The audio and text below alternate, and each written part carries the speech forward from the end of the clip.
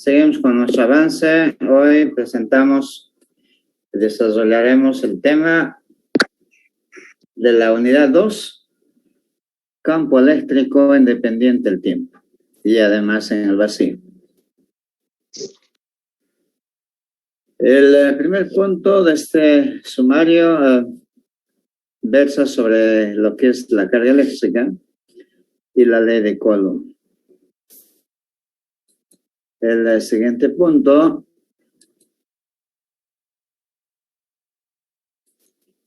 campo eléctrico directamente. El tercer punto, cálculo del campo eléctrico. 2.4, líneas de campo eléctrico sí, y flujo eléctrico. Y allí enunciamos la ley de Gauss. 2.5, aplicaciones de la ley de Gauss. 2.6, potencial eléctrico. 2.7, cálculo del potencial eléctrico. Finalmente, relación entre campo eléctrico y potencial eléctrico. El propósito, el objetivo de esta unidad es, como pueden ver, el cálculo del campo eléctrico. Se lo va a hacer, obviamente, con la presentación de la teoría que reside en el uso o aplicación de la ley de Coulomb, primero en una clase entera sobre el cálculo del campo eléctrico. En una segunda instancia, a través de la ley de Gauss, otra clase entera dedicada al cálculo del campo eléctrico en aplicaciones de la ley de Gauss. No conforme con eso, a través de otro concepto que es el potencial eléctrico, en forma indirecta o vía potencial eléctrico, calculamos también primero el potencial eléctrico y en el siguiente punto, vía potencial eléctrico, calculamos campo eléctrico. Ese es el contenido de este capítulo.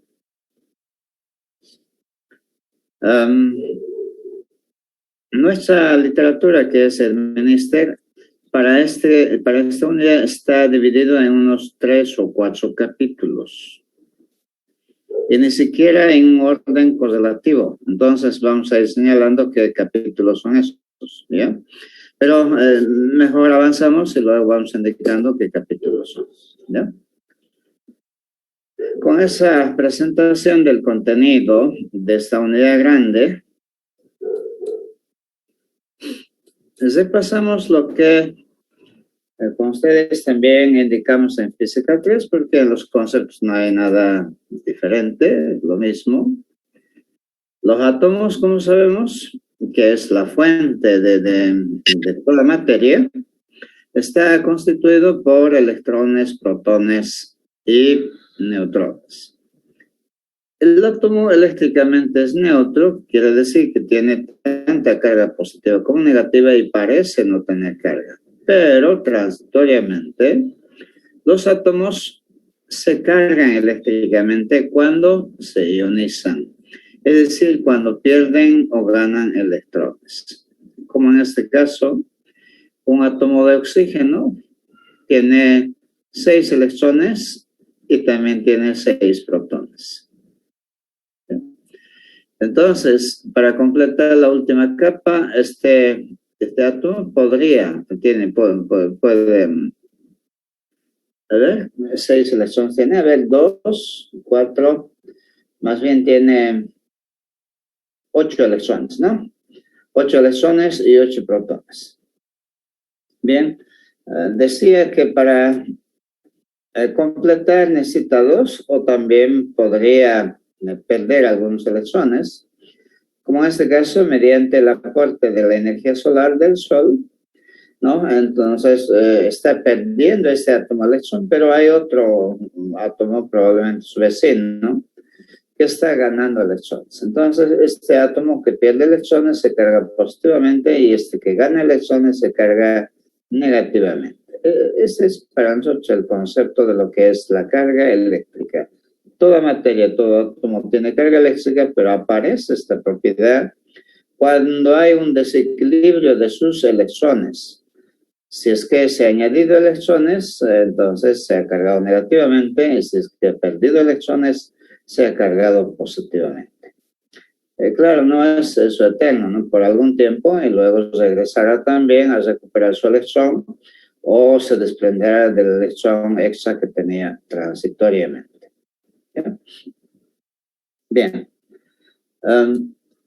Este es un resumen de lo que hemos señalado, sobre todo recuerden que está basado en el modelo de Rutherford. Los átomos están constituidos por electrones, protones y neutrones, llamadas en su momento partículas elementales, 3. Por ahora se conocen miles de partículas elementales, pero no vamos a hacer mayor avance fuera de los alcances de la física clásica, como se llama. El átomo se halla en equilibrio, el número de electrones es igual al número de protones, de lo que se desprende que el electrón tiene una carga de igual tamaño que el protón, solamente de signo contrario. Y esta carga elemental que tiene el protón y el electrón en magnitudes se simboliza con E, 1,6 por 10 a la menos 19 coulomb.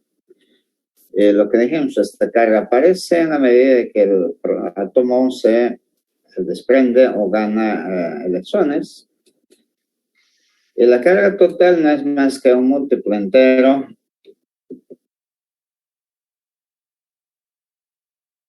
de esa carga elemental, de la carga intercambiada, del electrón intercambiado, más si pierde electrones y menos si gana electrones. El número n, en este caso no tiene que ver con el neutrón, cambia o varía 1, 2, 3 en forma entera, lo que quiere decir que la unidad de intercambio de carga es justamente el electrón. No se puede ganar medio electrón ni un tercer electrón. El electrón es indivisible y se va o se queda con toda su carga. ¿Ya?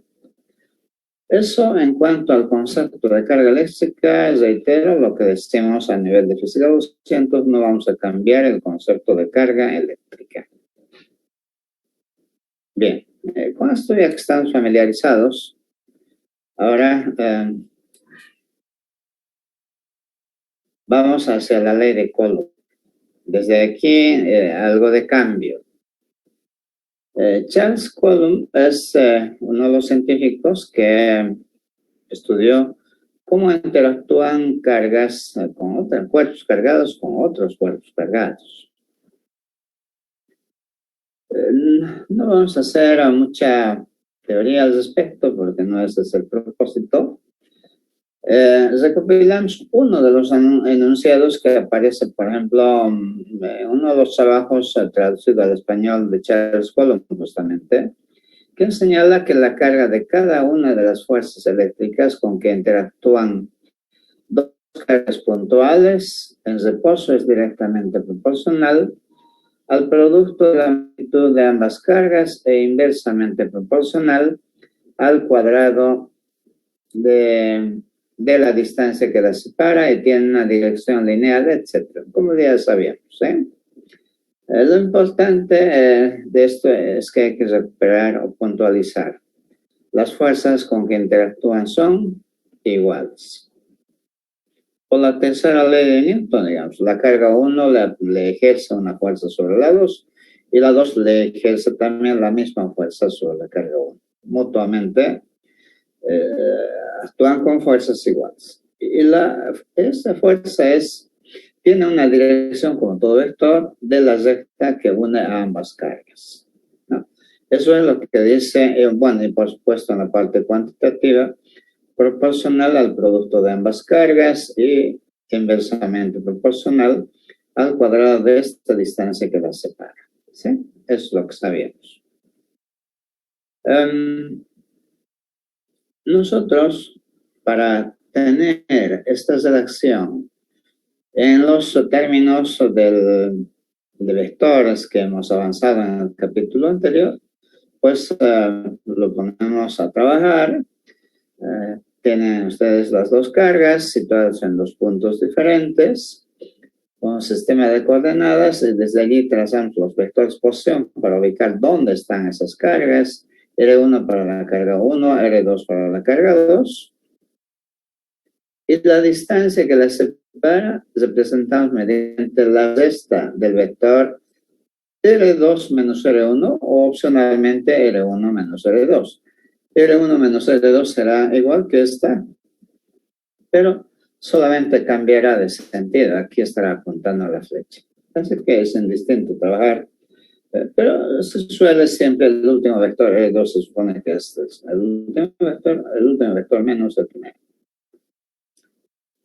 Dicho eso, la fuerza que aplica carga 1 sobre la carga 2 será esta, por tanto. Y a la inversa, F1 de 2 será esta otra. Así entonces, gráficamente, tenemos representada una parte de la redacción de la ley de Coulomb. ¿Sí? Pero ya en valores, ¿cuánto vale esta fuerza o esta otra en tamaño igual, solamente con signo cambiado? Para nosotros, por tanto, lo que hemos hecho en álgebra, eso es simplemente una constante proporcionalidad que en el sistema internacional vale 1 sobre 4 pi epsilon 0, donde epsilon 0 es la permitividad del vacío, y cuyo valor adjuntamos acá, o todito se suele representar con la K mayúscula, 1 sobre 4 pi epsilon 0, más o menos 9 exponente 9 en unidades internacionales. ¿Ya? Producto de ambas cargas y dividido o inversamente proporcional al cuadrado de la distancia que las separa. La distancia que es el módulo de esta cantidad al cuadrado. ¿Ya? Pero es un vector. ¿Cómo puedo representar a un vector que tenga esta dirección? Adjuntando a la magnitud de esta fuerza, un vector unitario que tiene esta dirección. ¿Cuánto vale ese vector unitario? Simplemente este vector sobre su magnitud. Ya lo que se ha hecho. Ahí está el vector. Y sobre su magnitud, como ya había al cuadrado, entonces ahora la magnitud o el módulo de este vector elevado al cubo. Eso es lo que está expresado matemáticamente. Vectorialmente se les parece esta redacción que corresponde a la ley de Coulomb, pero en forma completa, vectorialmente. Entonces, nosotros lo que vamos a hacer es aplicar precisamente esta expresión matemática de la ley de Coulomb para calcular fuerzas para 2, 3, 5, 8, no sé, cualquier número de cargas. Lo único que hay que hacer es sumar de 2 en 2. ¿Sí? Consultas, por favor, sobre esta expresión de la ley de Coulomb. Ya la sabíamos, pero lo estamos expresando en forma vectorial. Acá, ni siquiera estamos hablando qué signos tienen las cargas, pues hay que incluir, porque no está dicho acá si se repelen, si se atraen. Eso dependerá del signo que llevan las cargas. Automáticamente, como es una expresión vectorial, nos dirá si la fuerza jala alejándola de la primera carga o más bien acercándola. El resultado saldrá todo eso. Una sola redacción, una sola expresión matemática para la ley de Coulomb.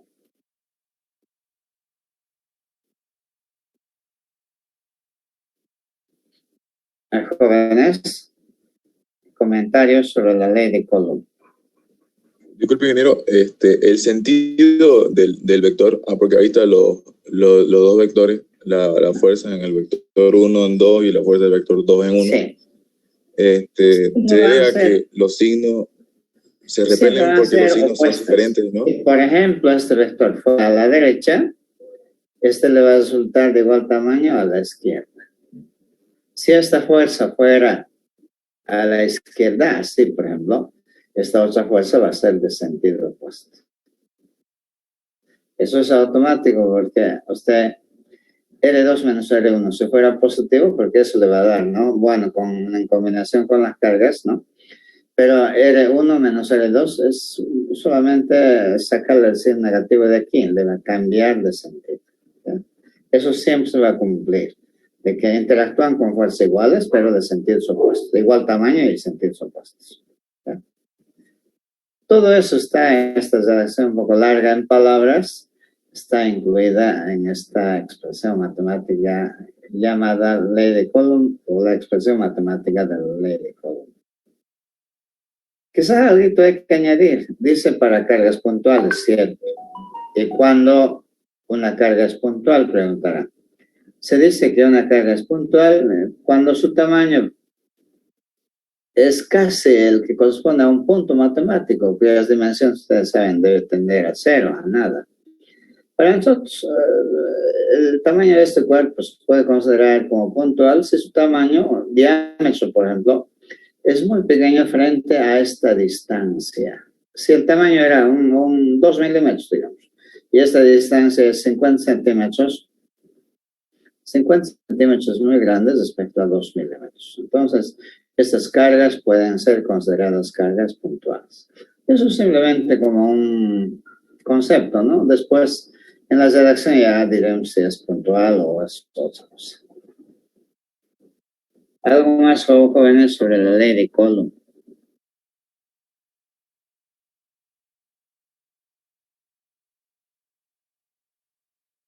Bien, seguimos adelante. Presentada la ley de Coulomb, obviamente la mejor forma es ejemplificarlo, ¿no? Ver cómo son. ¿No? En este caso tenemos 3 cargas puntuales para que no sea muy largo, ¿no? Nuestra exposición. De más 24 microcoulomb, menos 20 microcoulomb y menos 45 microcoulomb. Son las 3 cargas. Están ubicados en los puntos 1,03, 2, 1,0, 3, menos 1, 1. Respectivamente, ¿qué quiere decir? Que la primera carga está en este punto, la segunda carga en este punto, la tercera carga en este punto. La pregunta es, o la tarea es calcular la fuerza resultante sobre la carga menos 45 microcoulomb, la última. Entonces, lo que se recomienda es comenzar a enumerar las cargas. Pueden ustedes, lo más cómodo es la primera carga que aparece, pues 1, pues 2, pues 3. Entonces será R1, R2, R3. ¿Sí? ¿Cómo aquí se está haciendo? La carga 1 más 24 microcoulomb y su vector posición 1, 0, 3. La carga 2, la carga 3, de la misma manera. Bien. Nos han pedido la fuerza sobre la carga de menos 45, sobre esta, Q3. Entonces debemos centrar nuestra atención sobre la carga 3. No nos interesa qué fuerza recibe la carga 1 ni la carga 2, sino esta en particular. En este caso, en otros se pedirá sobre la primera, segunda, uno. ¿Ya? Entonces, comenzamos calculando la fuerza que recibe la carga 3 debido a la primera carga. ¿Cuánto vale? Nuestra ley lo acomodamos justamente a esa notación. La carga 3 recibe esta fuerza debido a la carga 1K, producto de ambas cargas. Y aquí la red será, miren, la R posición 3 menos R posición 1. Tienen que seguir esta secuencia para que ustedes no tengan ninguna duda. Si fuera 3, 1, 3, F, 1, 3, pues aquí tendría que ser 1 menos 3. Pero en nuestro caso es sobre la carga 3. Lo mismo en el denominador, nos saltó la magnitud de este vector. Siendo así, pues hacemos las estas. R3 menos R1 es igual a R3 menos R1 es 3 menos 1, menos 1 menos 0, y 1 menos 3 es este, ¿sí? 2 menos 1 menos 2. Y también sacamos magnitud, necesitamos su magnitud. Esa es cuadrada de 9, es decir, 2 al cuadrado 8 más 1 más menos 1 al cuadrado 1 más menos 2 al cuadrado, en total 4 más 1, 5 más 4, 9. Y raíz cuadrada de 9 ya sabemos que es 3. Y cuando calculamos la fuerza que recibe la carga 3 debido a la carga 1, simplemente por reemplazo, reitero, colocando las cargas en unidades internacionales, además incluyendo el signo. La carga del curso 3 es de menos 45, la carga del curso 1, 24 microcoulomb. Micro es a la menos 6, entonces lo he añadido también. Y su valor, después de que la calculadora ha sufrido, ¿no? Para los 3 componentes, menos 0,75 componente X, más 0,375 componente Y y 0,75 para componente Z. No se sugiere que anoten con más de 3 decimales, es suficiente 2. Aquí se les ha incluido por, bueno, porque hay espacio simplemente eso, ¿ya? Aquí 0,38 hubiera sido redondeado, ¿sí? De la misma manera, la fuerza que recibe la carga 3 debido a la carga 2 ahora. La misma ley ajustada al subíndice 3, pero debido a la carga 2, de la misma manera, para verificar simplemente el vector posesión, R3 menos R2, 3 menos 2, 1. Menos 1 menos 1, menos 2. 1 menos 0, 1. ¿No? Y su magnitud, raíz cuadrada de 6 elevado al cubo. Su valor, ¿sí? Con sus 3 componentes. Como ya no hay más cargas, entonces la fuerza total, la fuerza resultante, no es más que la suma vectorial. Y acá nosotros aprovechamos la suma vectorial por componentes cartesianos, X con X, Y con Y, Z con Z. Y este viene a ser, para componente X 0,20, para menos 0,20, para componente Y menos 0,725 y para componente Z 1,3. Bien, ahora nos piden qué dirección tiene. Primero, qué magnitud tiene.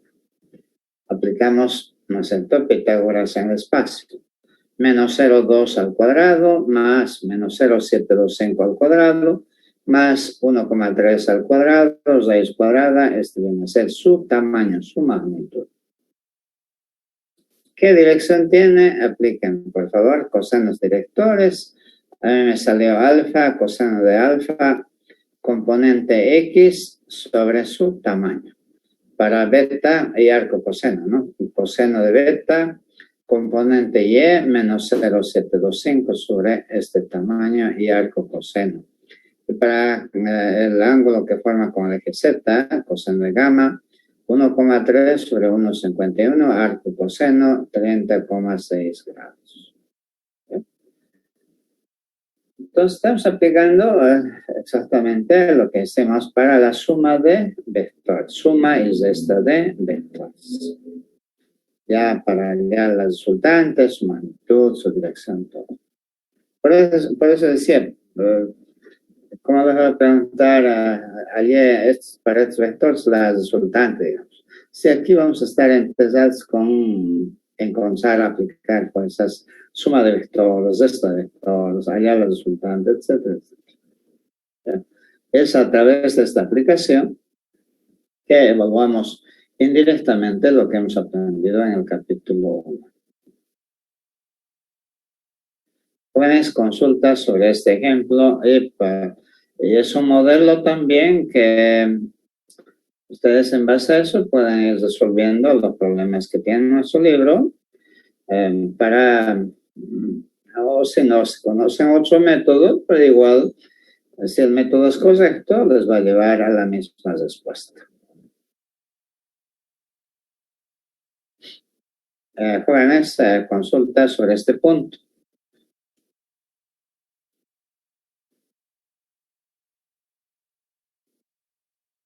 Bien. Esta tarde presentamos el concepto de campo eléctrico.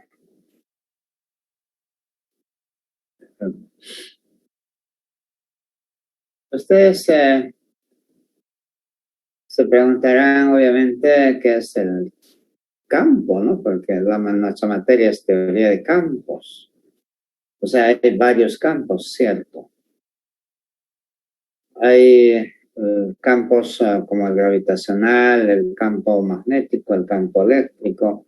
Hay una serie de campos, tanto vectoriales como escalares.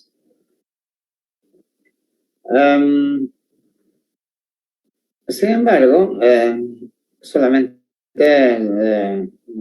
antes de quizás definir lo que es el campo, recordamos que como las cargas eléctricas, no es necesario tocarlos, sino a una cierta distancia ya se manifiestan, ya nos afectan.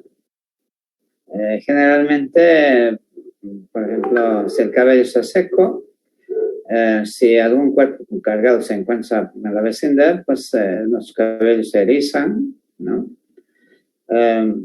Señal de que allí está presente una carga, un cuerpo cargado, pero este cuerpo cargado ejerce influencia, ejerce acción en el espacio que les rodea.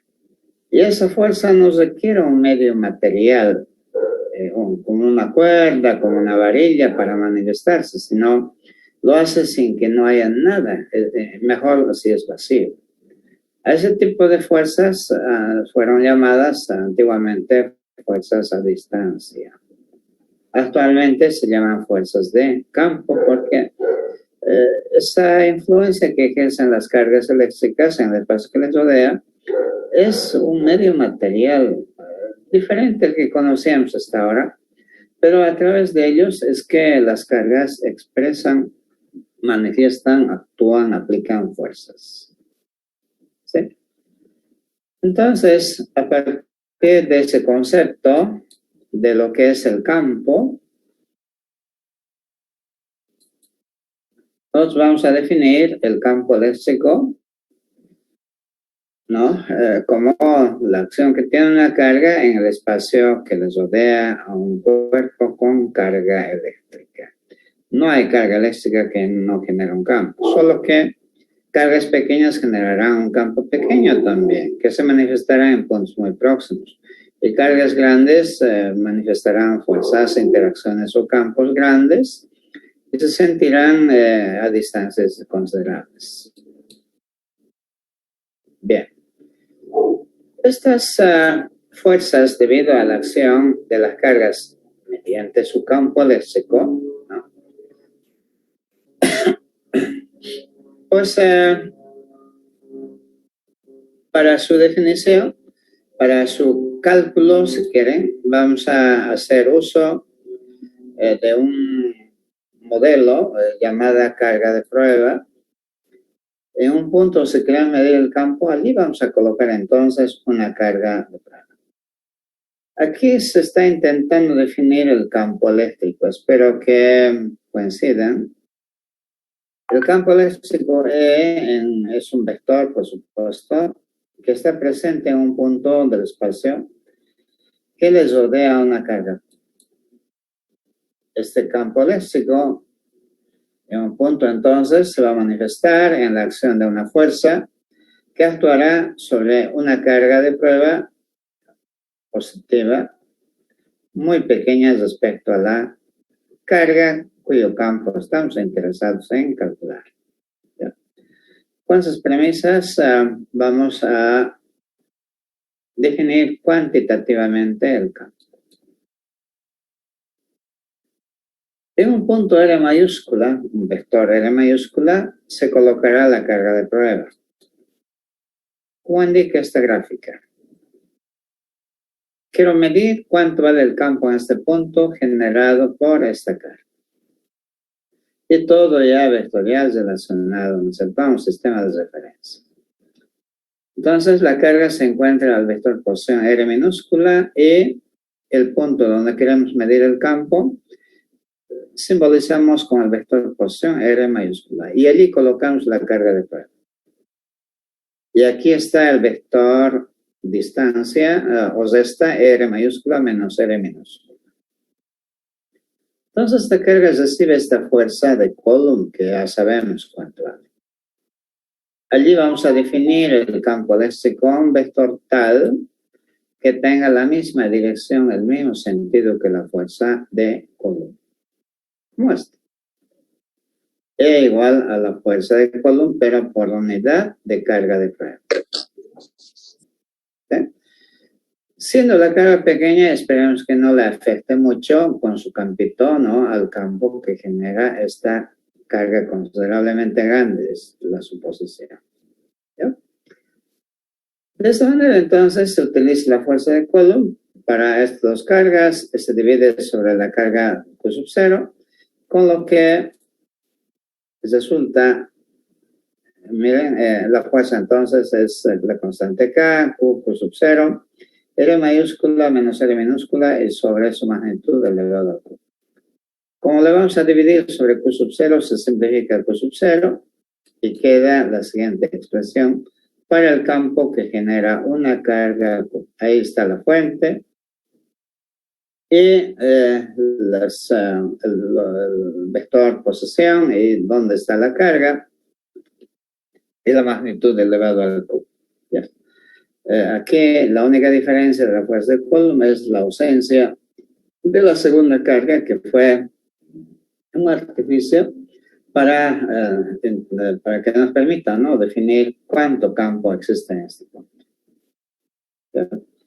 Y por supuesto, antes de avanzar, funciona a la inversa también.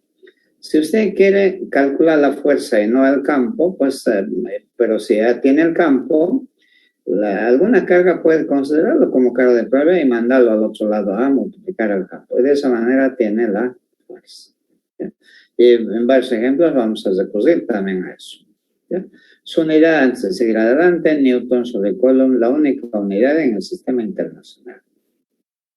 Entonces, esta es la expresión para cargas puntuales que nos va a permitir calcular la carga del campo aquí, donde sea.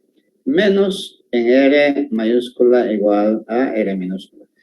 ¿Qué quiere decir? Menos cuando, en el punto donde está la carga. En cualquier punto. Menos en el punto donde está la carga. ¿Ya?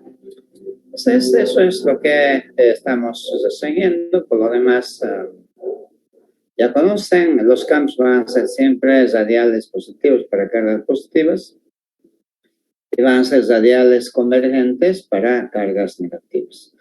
Si fuera negativa esta carga, esta sería la fuerza de Coulomb. Sería una dirección radial, pero hacia la carga negativa. ¿Ya? Por esta tarde es suficiente esta presentación de la ley de Coulomb y el campo eléctrico, lo que nos va a llevar a una clase con los ejemplos preparados, y si el tiempo nos permite, otros más quizás podamos. Nosotros vamos a mañana dedicarle una clase al cálculo del campo eléctrico. No solamente para cargas puntuales, sino, como vamos a ver a continuación, para distribuciones continuas de carga también. Esto, entonces, como introducción, el cálculo del campo eléctrico aplicando la ley de Coulomb. Jóvenes, ¿alguna consulta breve? El tiempo está pisándonos. Hola. Hola. No, ingeniero, no hay dudas. ¿Listo? Entonces nos vemos mañana. Hasta mañana, jóvenes. Vayan repasando además la parte de álgebra vectorial, ¿no? Para trabajar con este modelo. Hasta mañana, ingeniero.